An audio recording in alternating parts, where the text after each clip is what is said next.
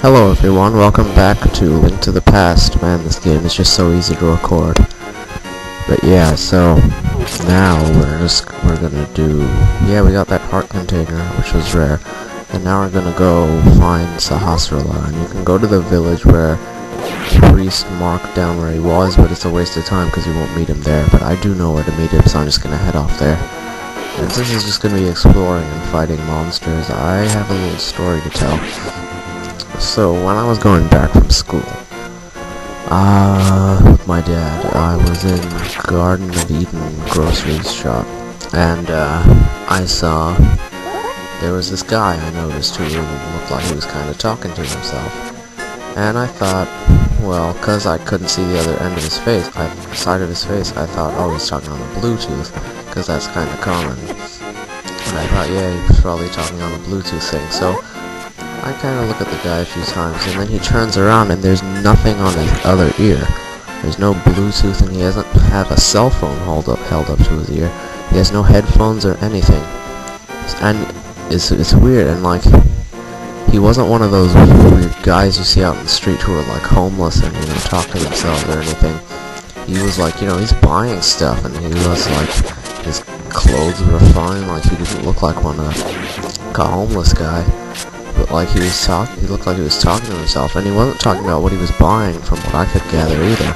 He wasn't saying like, like a grapefruit or whatever, and this and that. He was like talking as if he was talking to a person, which I thought was kind of interesting. That was kind of weird. I thought maybe he was talking on the Bluetooth. Reminds me of a funny part of Curb Your Enthusiasm. When Larry David runs into the guy with the Bluetooth. You might be saying, I'm too young to watch Curb Your Enthusiasm. Well, my parents seem to find it okay. I mean, like it's not so awful. I mean, come on now. Yeah, drinking my daily cup of tea. Yeah, and some of these Octoroks will spit 8 ways, and these are this game's version of Armos. They take 4 hits with the sword to kill.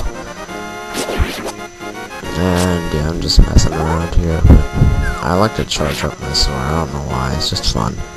I like that move. So here's where Sahasrara really is, and I have trouble pronouncing his name. But anyway, he's the village elder, and he's surprised that I'm searching for the master sword. Hiccups a little bit, and we need the 3 pendants, and we'll say, of course we'll do it. And we need to retrieve the Pendant of Courage, which is like in this area anyway, so. Okay, now he gives us, nothing, I don't think. No, he doesn't give us anything, he just tells us to go off and do it. So we're gonna do that. It's not hard to get to.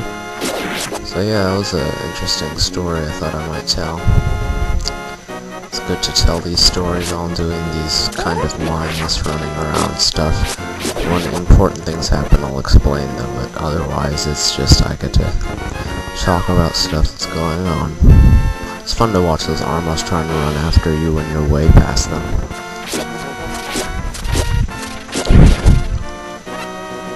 Bloody Octoroks.